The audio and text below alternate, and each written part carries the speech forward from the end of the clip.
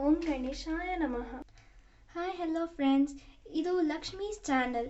ನಾವು ಇವತ್ತು ಪಂಚಗವ್ಯದ ದೀಪದ ಬಗ್ಗೆ ಕೆಲವೊಂದು ಮಾಹಿತಿಯನ್ನು ತಿಳಿದುಕೊಳ್ಳೋಣ. ಮೊದಲು ಯಾವುದಾದರೂ ತಟ್ಟೆ ತೆಗೆದುಕೊಳ್ಳಿ, ಆದರೆ ಫೈಬರ್ ತಟ್ಟೆಯನ್ನು ಮಾತ್ರ ತೆಗೆದುಕೊಳ್ಳಬೇಡಿ. ಅದಾದ ಮೇಲೆ ತಟ್ಟೆಯ ಮೇಲೆ ಪದ್ಮನ ರಂಗೋಲಿಯನ್ನು ಹಾಕಿಕೊಳ್ಳಬೇಕು.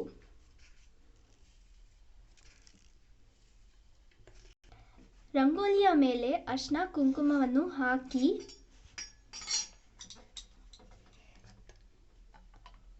ಸುತ್ತಲೂ ಅರಿಶಿನ ಕುಂಕುಮವನ್ನು ಹಚ್ಚಿಕೊಳ್ಳಬೇಕು.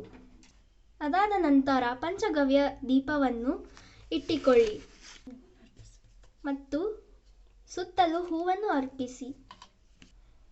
ದೀಪದಲ್ಲಿ ತುಪ್ಪವನ್ನು ಹಾಕಿ ದೀಪಾರಾಧನೆ ಮಾಡಬೇಕು. ಅಗರಬತ್ತಿಯ ಸಹಾಯದಿಂದ ದೀಪವನ್ನು ಹಚ್ಚಿಕೊಳ್ಳಿ. ಅದಾದ ಮೇಲೆ ಅಕ್ಷತೆಯನ್ನು ಸುತ್ತಲೂ ಹಾಕಿ. ಪಂಚಗವ್ಯ ದೀಪವನ್ನು ಬ್ರಾಹ್ಮಿ ಮುಹೂರ್ತದಲ್ಲಿ ಆರಾಧನೆ ಮಾಡಬೇಕು.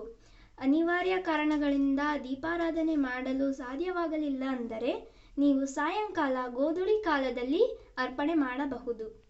ಇದರಲ್ಲಿ ಬರುವ ಪರಿಮಳವು ನಕಾರಾತ್ಮಕ ಶಕ್ತಿಯಿಂದ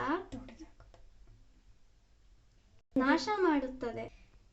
ಇದರಿಂದ ಬರುವ ಪರಿಮಳವು ಯಾವುದೇ ನಕಾರಾತ್ಮಕ ಶಕ್ತಿ ಇರಲಿ ಅದನ್ನು ದೂರಪಡಿಸುತ್ತದೆ. ಪಂಚಗವ್ಯ ದೀಪವನ್ನು ಆರಾಧನೆ ಮಾಡುವುದರಿಂದ ಹೋಮ ಮಾಡಿದಂತೆ ಪುಣ್ಯ ಫಲ ಸಿಗುತ್ತದೆ.